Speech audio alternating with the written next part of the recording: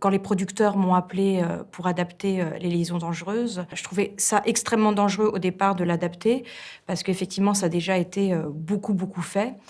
Surtout l'adaptation de Stéphane Frears qui est une adaptation absolument, spectaculaire. Mais, voilà, l'idée de changer le point de vue et de donner la voix à Merteuil, je trouvais que c'était une adaptation, tout à fait, audacieuse, originale et surtout qui, rebondissait, aujourd'hui en 2025. On a monté un mood board, avec parfois, des tableaux, parfois des photos de mode, parfois effectivement une image de film, parfois une couleur, un tissu et on a créé comme ça, tout l'univers de la série. Je voulais quelque chose, d'assez cinématographique.